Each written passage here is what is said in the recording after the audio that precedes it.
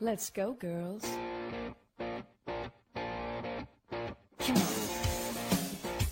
From New York City to Los Angeles, Powered Up with Beck and Franklin is giving women of all ages permission to live the life they've always dreamed of. Why live in black and white when you can choose the brilliance of 3D and Technicolor?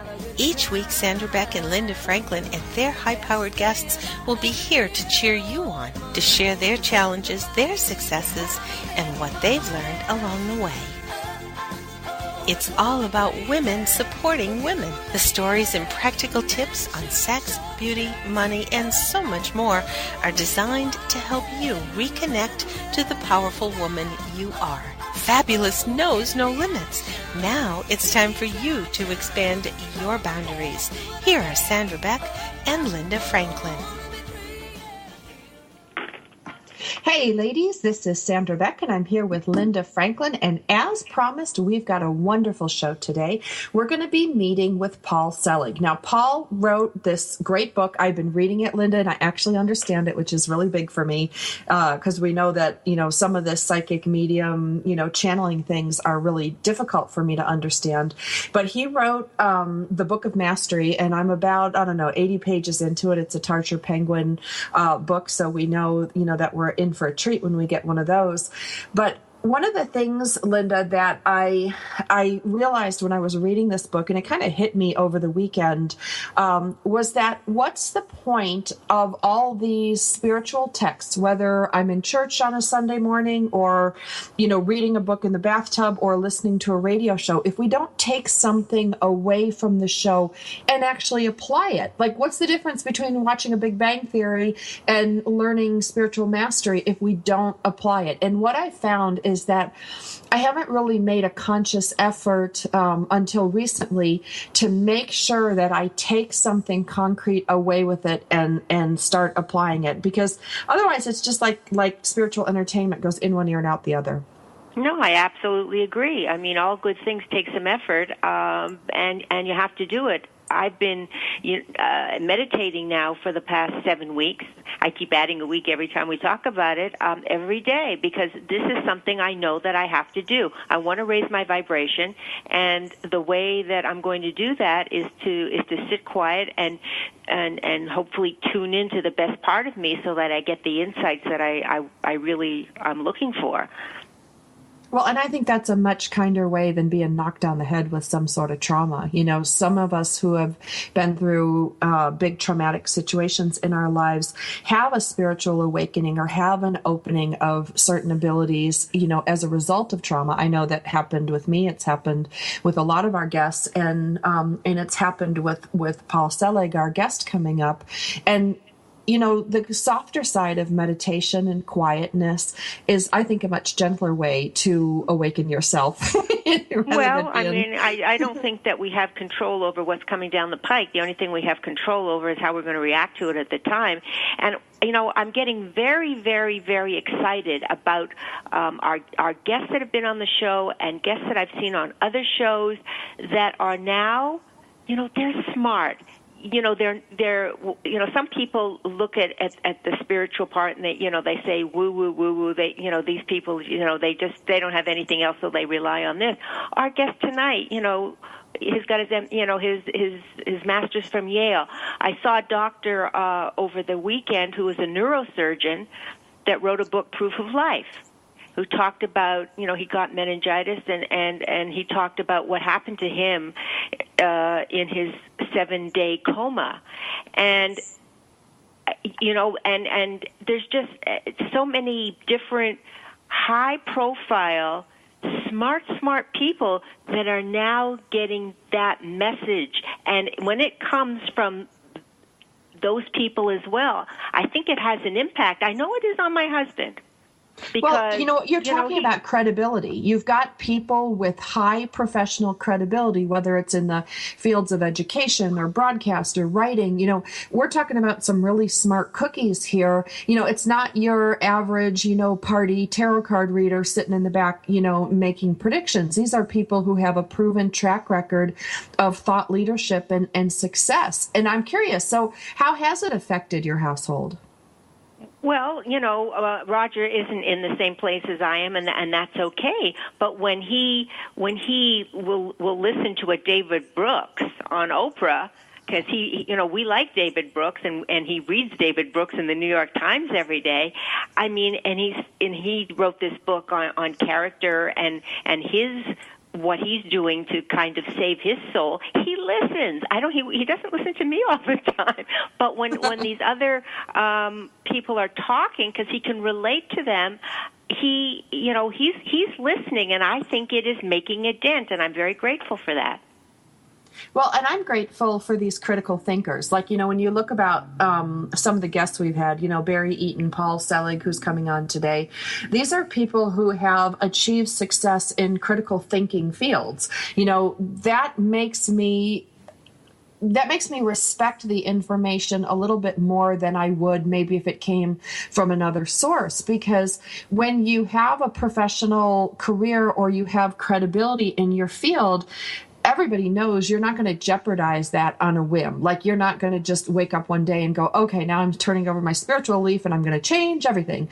There's usually a lot of thought involved, and there's a lot of ego involved. Like, that's the thing. I live in Los Angeles where egos run amok. And so to see people who have had a professional track record or a credible track record, such as Paul, to come out and talk about these things, I kind of give a more critical ear, but also there's a little bit more trust on my end as a credibility factor, because quite frankly, between the internet, television, cable, satellite, it's unbelievable how much information can come at us in a different, in just one calendar day. I get boxes of books from publishers. I get tons of videos to watch and read and, articles to read, everybody under the sun. And this one caught my eye because of his professional credibility. And when I got a copy of his book, I have to tell you, it was a little thick, for me. And I'm a reader, but it was a little thick for me.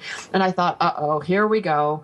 It's going to, be tough to digest. But, Linda, it really wasn't. Granted, I couldn't skim it with a highlighter like I usually do. I actually had to read it by line, so it was a little tough for me to slow down, but I could follow it. And that's pretty rare in these spiritual books, at least for me. Well, that's great, and that's why I'm really looking forward to our conversation tonight. But, we talk about it every week, how the world is changing. We have the astrologers on and the psychics that talked to, how the change that happened in 2012, how, the planets are moving, the Earth is moving. Everything is moving so quickly, and there's so much going on out there, and people are so afraid of what's going on because they can't hold on to what was, because we're not going to be able to do that. So if we don't adjust to what is now, I don't know what's going to happen to the people that can't do that, because I think it's really critical that, we just have to say things are changing. Things are never going to be the same. We have to protect ourselves. How do we, I'll say, raise our vibration to be able to handle it all? And, and that's, I think that's critical. Well, I think it is too. And, what I've seen in a shift in the spirituality books, from a decade ago to now, years ago, Linda, I used to see these things about, develop your psychic powers, do this, do that, meet the man of your dreams, with this, and, all these things that were centered on the person. And what I see now, and I saw it a lot in Paul's book, was this ability to heighten your abilities, I guess, the ability to heighten your abilities. There's a circular argument. But that it's not only about improving your life, but for the global humanity. Like, I really think everybody's starting to get that in order to change the world, it has to start with, the one small step. It has to start with you. And that's not something that I've seen until recently in a lot of these, in a lot of these books. Well, the magic word is, and we had this guest on our show last year who wrote the book Oneness, and now I read it's oneness everywhere, and that's what we are. And when we can get back to oneness, because we're everything on the planet we are attached to in one way, shape, or form. So we have, if we can start to realize that and live in love instead of fear, I think we're going to have a heck of a ride. Well, I think we have to. I mean, we clearly, the direction we've been going in for at least the last decade, if not the last, 100 years, certainly hasn't been on an upturn. People aren't waking up in the morning going, isn't this a wonderful world? Isn't this great? Isn't the economy wonderful? Isn't politics fun to watch? It just seems to be getting uglier and uglier. And, the sensationalism of the media, yeah, we get that. It sells papers. It gets viewers to tune in. And, the internet is one of the biggest purveyors of this kind of mental or intellectual or spiritual garbage, but that doesn't mean we have to soak it up. Doesn't mean we have to jump in the bathtub, full of a lot of this way of thinking. No, absolutely not. And, we have choices. We have choices what to watch. We have choices what to listen to. We have choices of what we want to do and who we want to associate with. And, if you make the choices that work for you, I think you're going to be a lot happier. Well, not only will you be a lot happier, but I think you'll reclaim your worth. And that's one of the things that Paul talks about in his book. And when we come up after the break, we're going to talk to him in depth for the rest of the show, because there is a tying in of your self-worth. When you think of yourself and you think of, all the times you get beat up in the workday or beat up, with the soccer moms or, wherever you're getting beat up, even if it's just in the media showing you that you're not thin enough or tall enough or you have enough hair or, you can't keep an erection for 9 hours. All of these subtle messages tell us that we are not good enough. And one of the things that came across really loud and clear in Paul's book is that when we connect to our divine source, we also are reclaiming our worth, or we are stating our worth as part of the divine source. So it's really hard to have poor self-esteem if you accept that you're part of the divine source. So that's the whole thing. We are. I think we're all little fragments of God, if you want to use that word, or the universe, and that's why we're all attached. So we all have that power. All we have to do is learn to access it and live by it. Right, and accept it. I listen to Joel Osteen a lot, and one of the things that he says is, he said, I am a child of the Most High God. And whenever I'm like in yoga and I can't keep up with the other person, or I start feeling bad, I just go, I am a child of the Most High God. I am a child of the Most High God. And then I can do like 3 more downward dogs. And, we are all part of the same source. And hopefully today we can get Paul to do just a little bit of channeling to give us some information that we may not have heard before. Oh, I can't wait. Paul Selig's coming up after the break. You're not going to want to miss him. He's fantastic.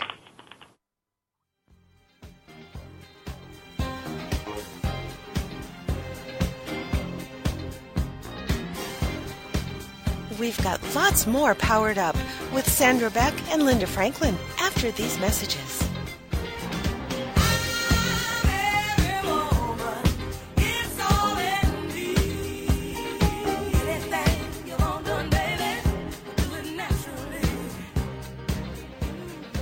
LinkedIn. It's a great tool and a great way to do business in today's social media driven world. And Carol McManus is the LinkedIn Lady with the LinkedIn Lady Show, Tuesday and Wednesday afternoons at 4 p.m. Eastern on allbusinessradionetwork.com. The LinkedIn Lady Show is designed to inform, inspire, and educate businesses. Every social media site has a specific demographic, personality, and purpose. And the LinkedIn Lady will interview a variety of guests, such as business owners who can showcase their business and talk about how they use social media, such as Facebook, Twitter, YouTube, Google+, Pinterest, and of course, LinkedIn. For more on Carol and the show, check out her website, LinkedInLady.com. As trends change and new applications become available, the LinkedIn Lady Show will bring that information to you in an easy-to-use, fun, and engaging way. Every Tuesday and Wednesday afternoons at 4 p.m. Eastern, it's the LinkedIn Lady Show with Carol McManus on allbusinessradionetwork.com. This is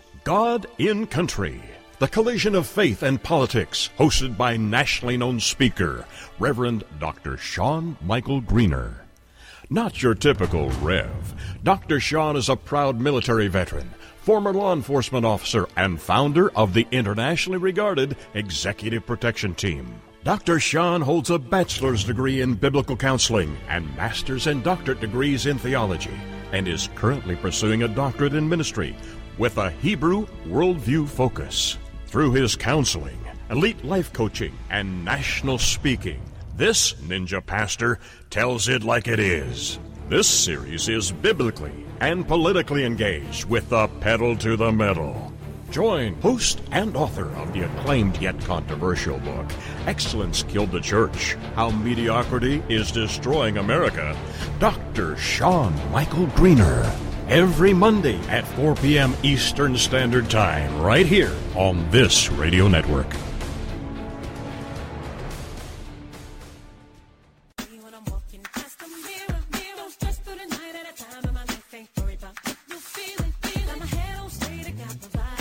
We're back with Sandra, Beck, and Linda Franklin. Here's more Powered Up with Beck and Franklin. Hey ladies, this is Sandra Beck and I'm here with Linda Franklin, and from coast to coast we've got you covered with, this is so exciting, Linda. I'm just so thrilled that we can introduce to everybody today Paul Selig. He's a psychic, he's a medium, he's an award-winning author of channeled texts, and that means that it just like kind of comes in his head and comes out his fingers or out, through whoever is scribing this. So it's pretty neat. I thought the book was edited. I found out that it was not, so that kind of adds a little juice to the reading. It's very interesting. But Paul, before we get into your book and your abilities, actually you have 3 books, but into your books and your abilities, could you give us a little background about yourself? Because you're not your typical medium, if there is one. I don't know that there is one, but I'm odd in that I was raised something of an atheist. I was raised in Manhattan. I was raised not to believe in stuff like this necessarily, and I went to graduate school at Yale. And I had an experience shortly after I got out of there, and I was about 25 years old, that sort of shook me up a whole lot, and I ended up seeing little lights around people and developing psychically. So, that's how I came to this, but I was working very, very quietly at this for many, many years. I was a college teacher. I taught at NYU for a quarter of a century and ran a graduate program at a small college, Goddard, in New England. And I was channeling and doing my psychic work quietly because I kind of, wasn't that keen on being outed. But when my guide started to dictate books through me and Tarcher Penguin started to publish them, the jig was up. And then since then I've been much more visible in the last, 5 or 6 years since the first book came out. Was it a hard sell getting a noted publisher to publish your work, or did they? No. There was no effort involved. The book was channeled, so it's not a written text. I actually the first book, I Am the Word, was channeled over the course of 2.5 weeks, wow, and typed up, and those sessions were the book as written, chapter and verse. There was no writing at all, and really no editing involved. And the thing was copied at Kinko's and stuck in my suitcase. And the first time I was really asked to channel anywhere outside of my apartment was at the Esalen Institute in Big Sur, California. There was something called a Center for Theory and Research Conference, where I was invited to present my work as a channeler before, other academics and physicists and, scholars, writers. And the editor-in-chief of Tarcher Penguin, Mitch Horowitz, was in attendance at the conference, and he actually took the manuscript back with him on the airplane. And I think he wrote me from the airplane saying, "This is really very interesting." And when he landed, he said, "Can you come into my office?" And the thing was on the stands within 6 to 8 months. There was actually no effort. And the guide said in the book, they said, this is going to be published. It's the first of a trilogy, and it was. They're now on their second trilogy. But there's really been no effort with this work at all. I just show up and hope that I can hear well, because that's my job. I'm the guy who hears. Yeah, well, it just goes to show you, when something is right and you're in the right place, you don't have to work so hard. It kind of becomes effortless. It just comes through you. And if people could just understand that it isn't all about hard work and making yourself crazy. It's just being centered, being in the right place, and watch what happens. Well, that's been the case for me. I mean, the one thing that I'll say for myself is I've shown up for this work in spite of my own resistance or at times skepticism for a good long time now, and my abilities were being developed through the doing of them. And I was also being developed in a very quiet way. I was doing a group in my apartment for many, many years. I wasn't seeking a career at this at all. The fact that that's happened is still a little bit of a head scratcher to me, because I was somewhat comfortable in my other work and in my other life. But I do think it's true that, in spiritual work, effort can defeat itself. That's a quote from an old New Thought teacher from the 1920s, and it's still true. Yeah. The first time that you channeled or you heard a voice or however it works for you, mm-hmm. Were you blown away? Did you understand it? Did you say, "Oh my God, what's going on here"? Well, yeah, I did, but not for the reasons one might think. When I was 25, I hit a real wall in my life. I had a list of things I thought I had to have achieved to make me worthy in the world, and I got the whole list, and I was not okay. Didn't fix things. And I started to pray, I think, really out of sheer necessity, more than anything else. And one morning I woke up and I asked myself what I could do for myself that day that was positive, and I heard a voice in my head telling me what to do and where to go to clean up my act. And I did it, and I was really surprised. I began to develop as a clairaudient a bit later. I studied a form of energy healing to give me a context for the fact that I was beginning to experience phenomena that, was paranormal by its nature, and I didn't know what was really happening. And I found that when I had my hands on people, I could hear things for them. So if I had my hand in your heart and I heard the name Richard, I learned to say, "Who's Richard?" And you'd say, "That's my husband or my son or my father." And that would prompt a release of energy. So it was really through the affirmation from my clients that I began to trust what I was getting. But I was still surprised by it. I wasn't frightened by it because the information that I was getting was always in service of somebody else and their well-being. So there was no fear involved. And channeling, as I do it, isn't like you're hearing a voice in the corner of the room with no body attached. It's really like a voice that fills your head and blocks out all other thoughts. It's the only way that I can explain it. My own thoughts recede to the background, and the voice of my guides steps forward and becomes paramount. And the information is not what I would be thinking by myself. It's other language. It's coming with another cadence, and I've learned to honor it over the years. Now, Paul, I have a question. This is Sandra, because, you're a playwright. You were director of the Master of Fine Arts and Creative Writing program at Goddard, for, I don't know how long you were, but you were also on at NYU for 25 years, which, to me is like one of those intellectual powerhouses for creative writing. And when you channel, is it like when you're writing a story and you're deep in the story and like the story takes over and it just like for me, it starts to come out my fingers, or other writers have said it, like the story comes through them. It's not really, they're not even really thinking about it. Does it feel like, I'm just curious to be in your body for a minute. Have you described like what it feels like when the information comes through? You talked about that voice that overpowers everything. Is it like when you get in that zone with writing? Is there a familiarity there? No, it's not. It's different because when I'm channeling, I'm taking dictation. And I'm taking dictation word for word. So I'm hearing a string of words or a phrase or a sentence. I'm repeating it as fast as I hear it. Sometimes it's a mile a minute. There is a ton of video and recordings of me doing this. It's coming at a lightning pace. And then I hear the next phrase and say it. So I don't know where it's going because I don't have an intention for where it's supposed to go. I know what you're talking about because I've experienced that as well. And I call that inspiration and inspired writing, which is a bit different than, say, channeling, which, at least as I perceive it, is really about the purity of the message. When I was a playwright, and I didn't realize this until many years later when somebody said, "Did being a playwright prepare you for being a channeler?" And I thought that there was no connection whatsoever. But I thought about it. When I was young and a playwright, I used to play music on loop. I'd put the song on loop for hours, and I was inducing a trance with that, and then I would allow the writing to come through me. And that's how I did it.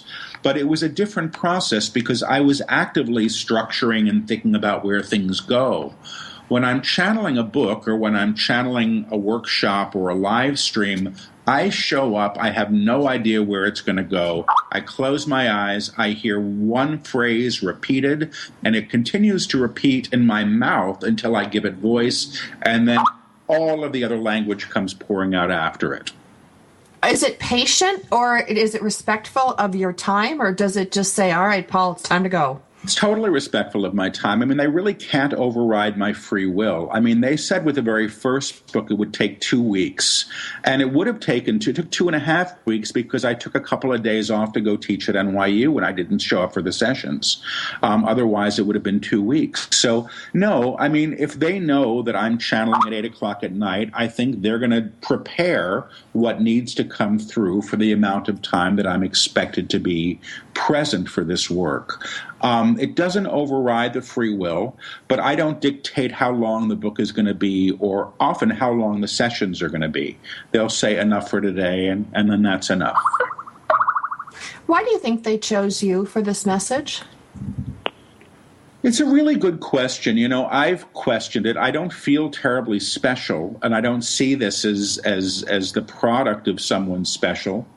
I think I had developed a facility in some ways for empathy, which is something that I just came in with. I came in very sensitive in this life, and I had psychic experiences when I was a kid that were very distinct, but didn't think of myself as psychic. But I also think that I asked. I had a spiritual awakening of sorts when I was younger, and I said, I want to go all the way with this. And that seems to be what they've given us as a way of developing.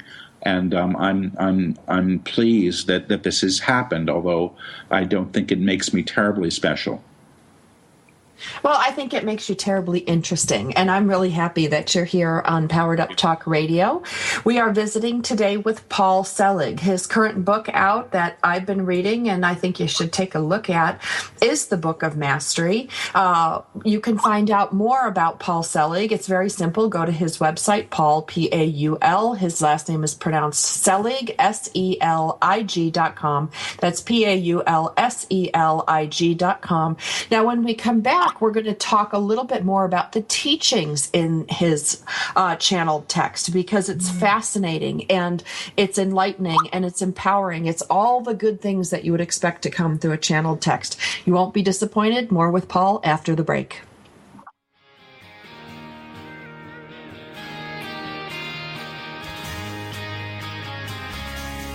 We've got lots more Powered Up with Sandra Beck and Linda Franklin after these messages. This is for all you girls about 42.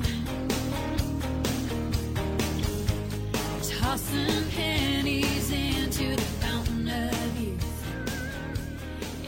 LinkedIn. It's a great tool and a great way to do business in today's social media driven world. And Carol McManus is the LinkedIn Lady with the LinkedIn Lady Show, Tuesday and Wednesday afternoons at 4 p.m. Eastern on allbusinessradionetwork.com. The LinkedIn Lady Show is designed to inform, inspire, and educate businesses. Every social media site has a specific demographic, personality, and purpose. And the LinkedIn Lady will interview a variety of guests, such as business owners who can showcase their business and talk about how they use social media, such as Facebook, Twitter, YouTube, Google+, Pinterest, and of course, LinkedIn. For more on Carol and the show, check out her website, LinkedInLady.com. As trends change and new applications become available, the LinkedIn Lady Show will bring that information to you in an easy-to-use, fun, and engaging way. Every Tuesday and Wednesday afternoons at 4 p.m. Eastern, it's the LinkedIn Lady Show with Carol McManus on allbusinessradionetwork.com.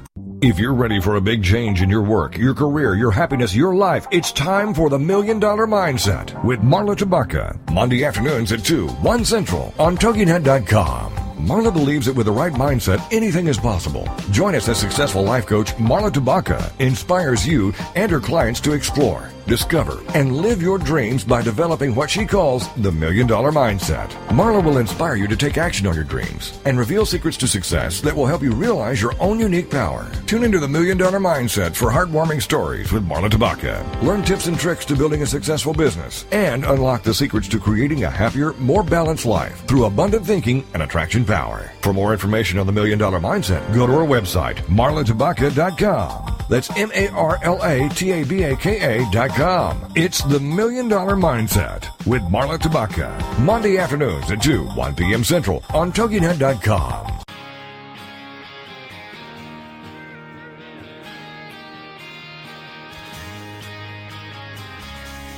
We're back with Sandra Beck and Linda Franklin. Here's some more Powered Up with Beck and Franklin. This is for all you girls. Hey, ladies, as promised, we are here with Paul Selig. His book, The Book of Mastery, is available wherever books are sold. It's an exciting book, and it's empowering and uplifting, and, you'll find it something that is very entertaining to read as well. So I encourage you guys to go out and get your own copy. Now, Paul, one of the things that you do in your psychic medium, authoring, channeling, text career is that you do private readings. And one of the things you talked about early on in today's show was that you put your hand on somebody's heart and then you can hear things. And Linda, you had a great question over the break about how this actually works. No, well, I was just curious because Paul said on his website that if you're working with him for an energy healing and you have a particular question or problem with somebody and you talk to Paul about it, Paul actually takes on the persona of that other person, and you can hear things that you wouldn't hear from the person that you were actually living with or wanted to, but Paul gets the information and gives it to you, which could be a really big help in any kind of relationship problem. Mm-hmm. Yeah, I can explain what I do. I'm a little odd. I'm a medium for the living. I do work with people that have crossed over, but it's not my primary work. If you're having a problem with your husband and you come to me and you say, I'm having a problem with my husband, I'll say, what's his name? And I'll step into him energetically.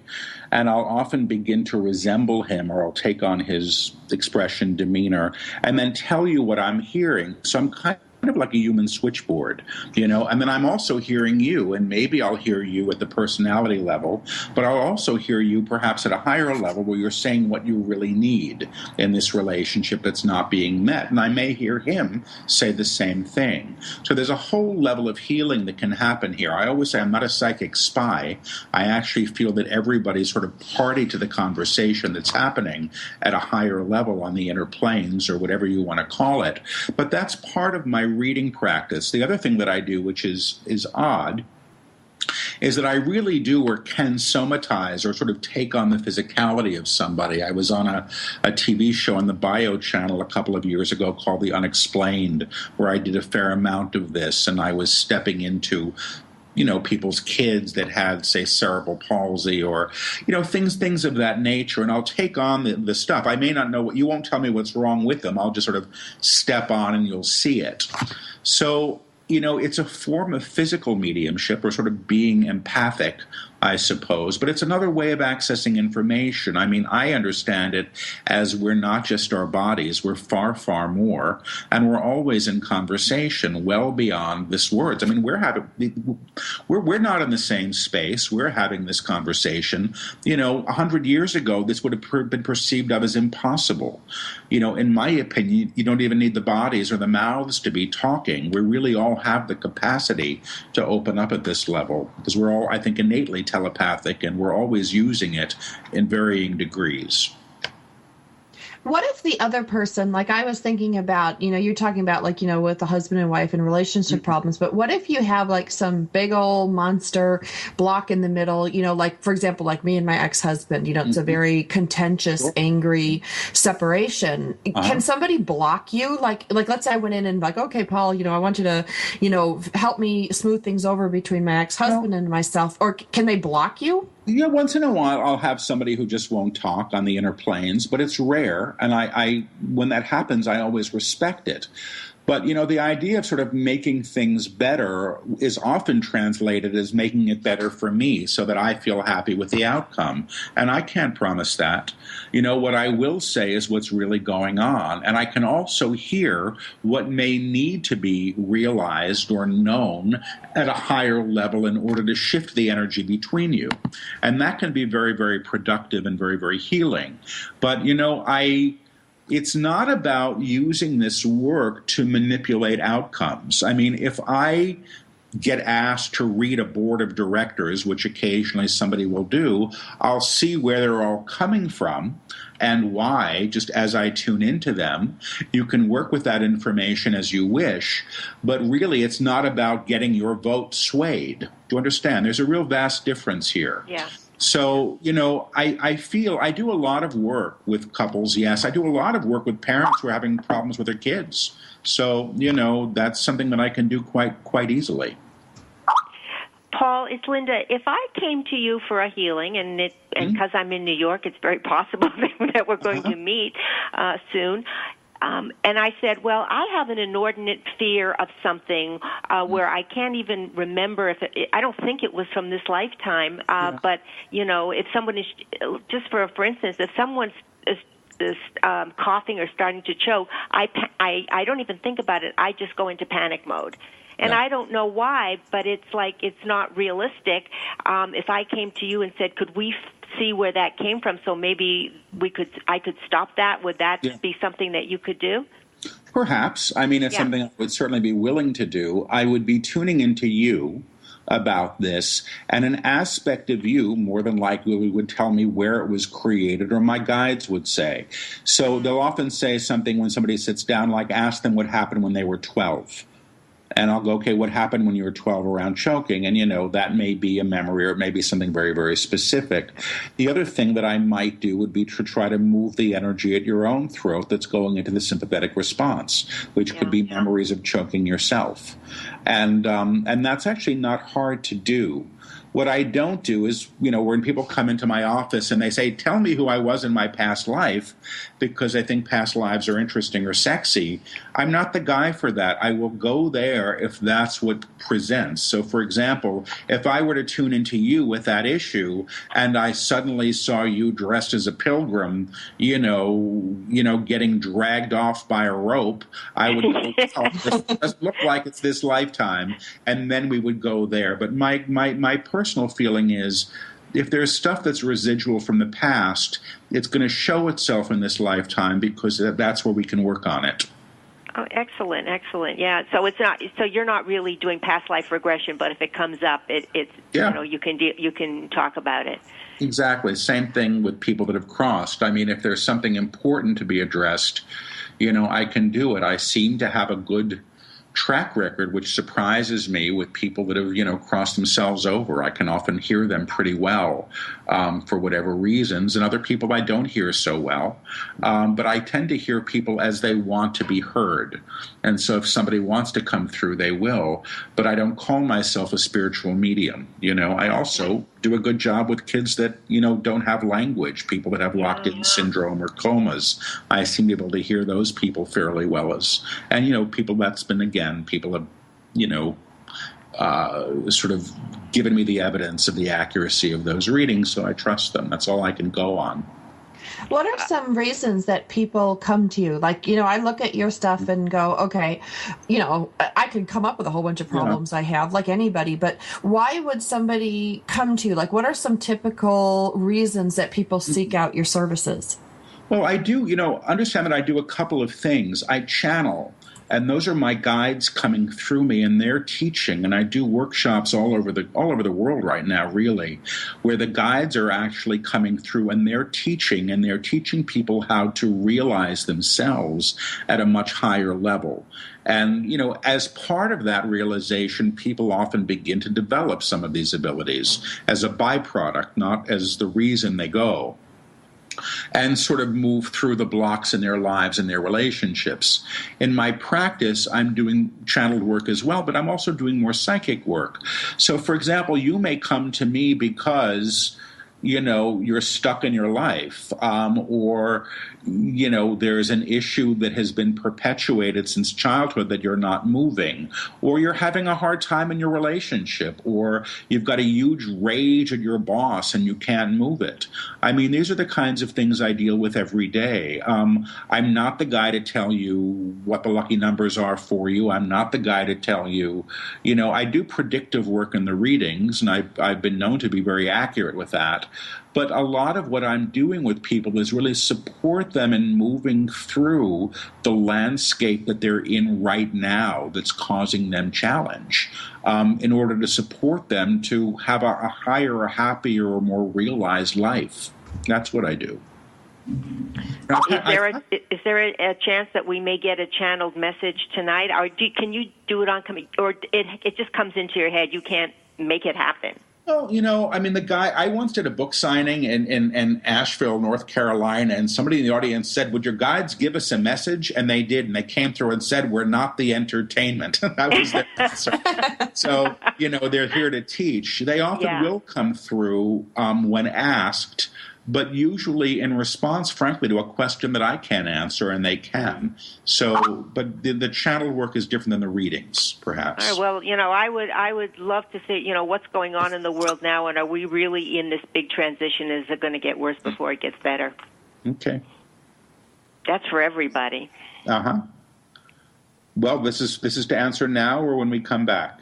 I think we should wait for commercial break because we've only got a minute or so. I'm going to ask a quick question, Paul, though. What's the downside of having these abilities? There's got to be a downside. It can't be all champagne and roses. Sure. There's a few of them. I'm highly sensitive. When somebody's angry at me, I feel it. I may not know who it is, I feel other people's pain. I don't carry it with me. But I'm kind of like a human radio, and I'm always in a broadcast, but I'm also always picking up broadcasts. I don't complain about it, per se. It comes with the territory, and as my guides have said to me, for example, when I get upset because I'm feeling somebody talking about me, and I say, why are you letting me put up with this? Their answer is, well, when you stop caring about what other people think, it won't be an issue. So, my God, your spirit guy sounds like my mom.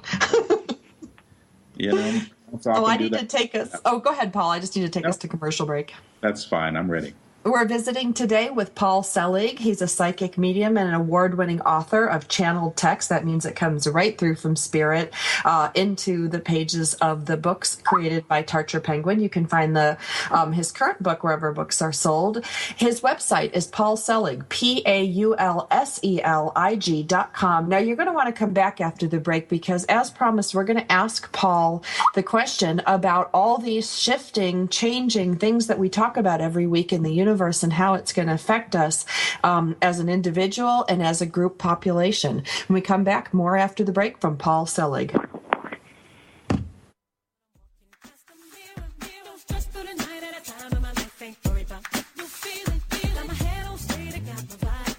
We've got lots more Powered Up with Sandra Beck and Linda Franklin after these messages.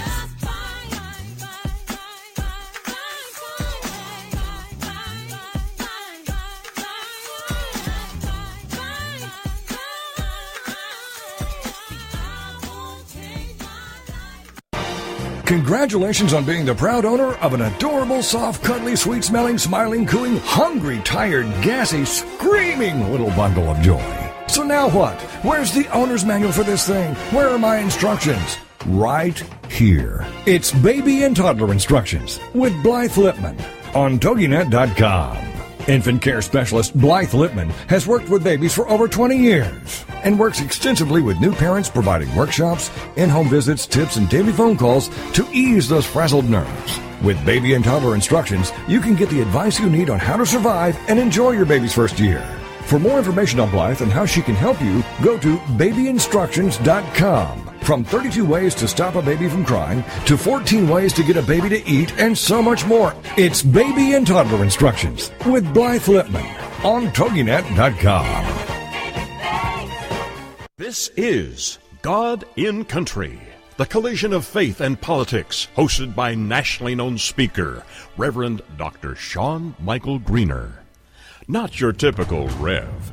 Dr. Sean is a proud military veteran, former law enforcement officer, and founder of the internationally regarded Executive Protection Team. Dr. Sean holds a bachelor's degree in biblical counseling and master's and doctorate degrees in theology, and is currently pursuing a doctorate in ministry with a Hebrew worldview focus.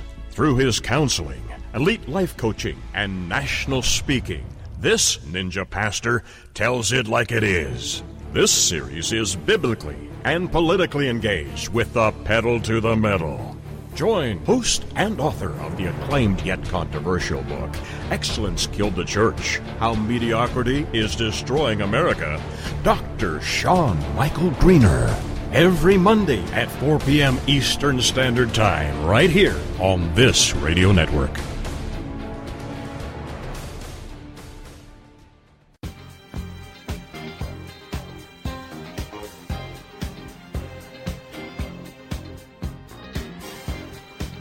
We're back with Sandra Beck and Linda Franklin. Here's more Powered Up with Beck and Franklin.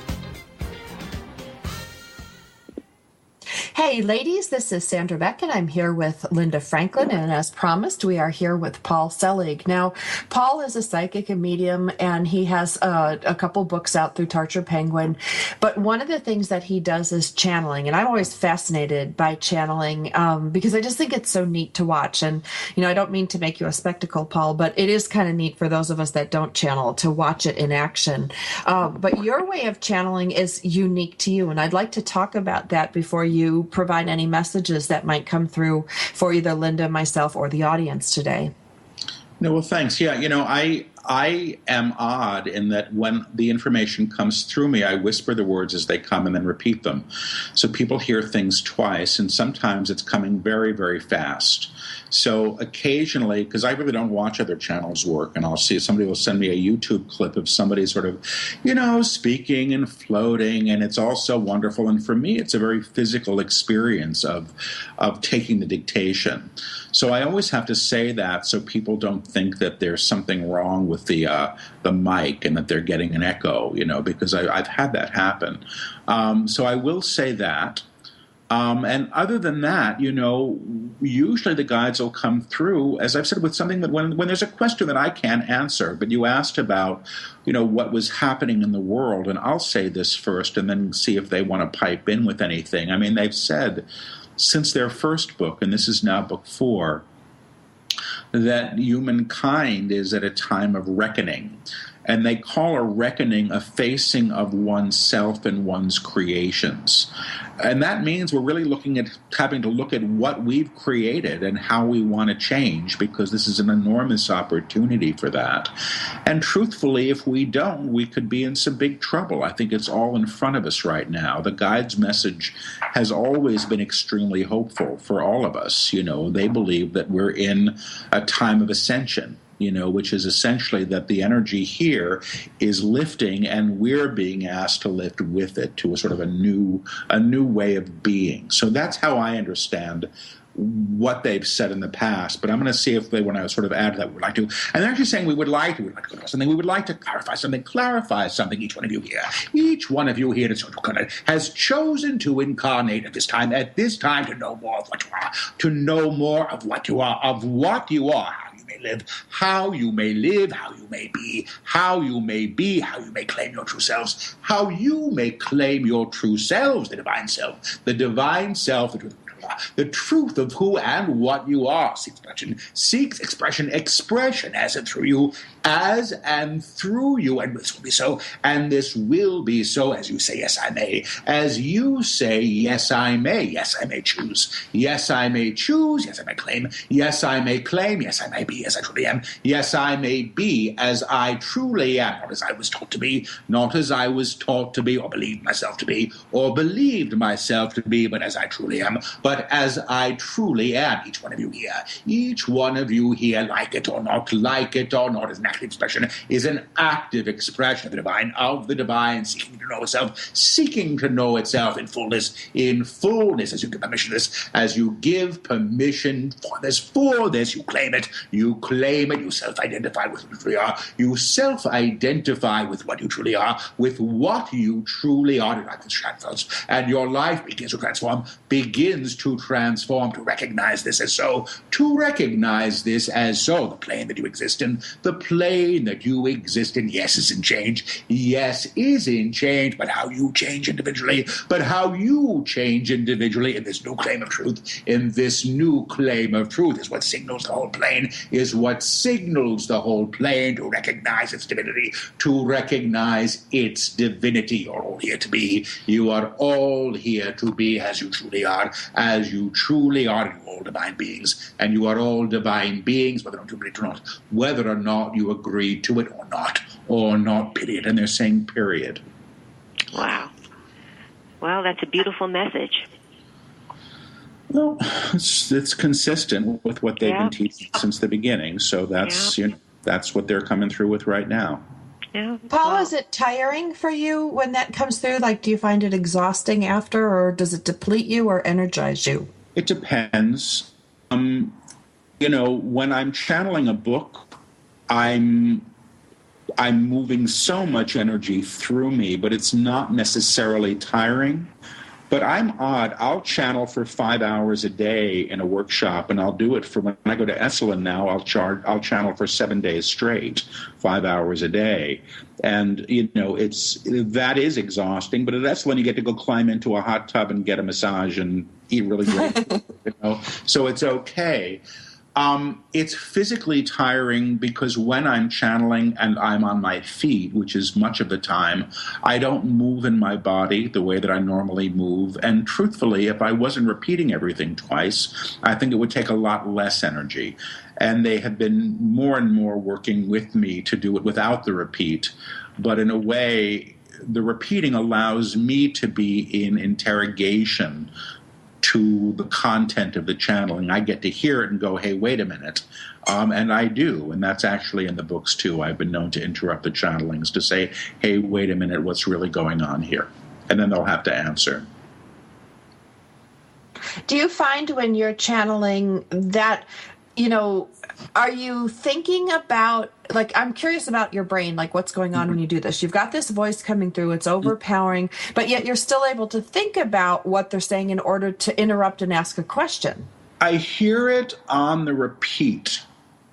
I get it when I say it aloud. When I channel and I'm not doing the repeat, I remember next to nothing of it, which is a little frightening to me, truthfully. And not because I think it's bad, but it's a feeling of being kind of out of control. So what I'm thinking about often is what's for dinner. I'm thinking about, what I have to do tomorrow. I mean, there's a part of me. The guides say this. It's funny. In the first book, they say, we're sending Paul out to the shed in the back with a magazine, and we're going to continue. And that's where they'd like me. They'd like me in the outhouse or taking a nap so that they can just deliver. And that's actually fine. When it happens that way, I'm actually pleased about it. Well, and I'm just curious because neither voice sounds like you. One sounds very English, the other one sounds, very different. So, when you were channeling, I didn't think of it as you at all, even though you're repeating. It seemed like, there were two buddies sitting next to each other echoing. Well, the whisper is the same voice. It's just softer. The accent is more pronounced and louder. But I hear it pretty much the same way. But, when I'm channeling, very often when in my workshops, my eyes actually change color. I have dark eyes. They turn bright blue when I'm working at times. So there's a whole physical thing that happens here, which is really beyond my understanding. I know I need to ask questions, but I'm so taken back by all of this that my mind got to be a blank because I love the message so much. I mean, Sandra, you heard the message, and that's what this is about. It's everybody to claim their own divinity and how special they are. And I'm there. I'm working toward that. But I know so many people that fighting against it, and I can't understand why, because it's so beautiful. Well, I understand why, because I suffer from that too, which is we live in a world that tells us we're unworthy of this. I mean, the belief in, I wasn't raised a Catholic, but original sin, or the belief that we're not worthy of our own innate divinity, or you have to go through some kind of intercessor.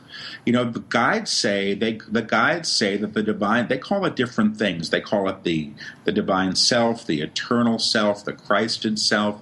That aspect of the divine which is in each being seeks to be awakened and recognized. And, for those of us that were told for whatever reasons that we're not allowed, that's a challenge. And we live in a culture that pretty much says it can't be so. So as more of us awaken to the possibility that it can be so and is so, it helps everybody else as well. So would you say that everything that's happening in the world right now, from the climate to the terrorism to the stock markets that are crazy and people are worried about losing all of their money, is this forcing them, do you think, to go inside to recognize that? I think it's an opportunity to. Is that the reason for it? I don't know. But the guides say, if you consider yourself a victim, you can't be in your mastery. And that's the teaching of the new book. So I think that we're living in a time of great change, and I think that there's also a lot of resistance to moving beyond what we've known, and we're experiencing that. But we're also experiencing the sum total of a lot of collective agreements that one life is worth more than the next, which is insane if you think about it. And that we're not allowed to know each other and our true worth. Paul, I think that if nothing else that the listeners take away today, and what I'm going to take away from reading your book, The Book of Mastery, is about your own worth. And that was so powerful. It struck me, as somebody who spent 25 years branding and creating one product better than another, you talk about that in your book. We've done that as human beings, and in the ability to monetize, people's emotions. We've set it up so that one perfume or one shampoo or shoe, makes you somehow worthy or more worthy than somebody else. And I love that your message is a universal worthiness of all of us, and that we don't have to do anything special. We don't have to jump through any hoops to be part of our own divinity. You've given us permission to connect with our source without having to jump through these human conditions. The guides say in almost every workshop that they run, I don't know if this is in a book, in one of the books yet, but they say, you were born, you have a right to be here. You already have the ticket. You were born. You have the right to be. And everything else is sort of claiming that your own worth can be reflected in the life that you live, because we only claim what we believe that we can have. We're visiting today with Paul Selig. His books are I Am the Word, The Book of Love and Creation, The Book of Knowing and Worth, and finally The Book of Mastery, the one that I've been reading and we're talking about today. You can find more about Paul at paulselig.com. Thank you, Paul. You've been an outstanding guest. You blew my mind. Linda's too. I can always tell when she's speechless. It's hard to do. And we'll be back, you guys. This is Sandra Beck from Powered Up Talk Radio and Linda Franklin. We'll talk to you again next week.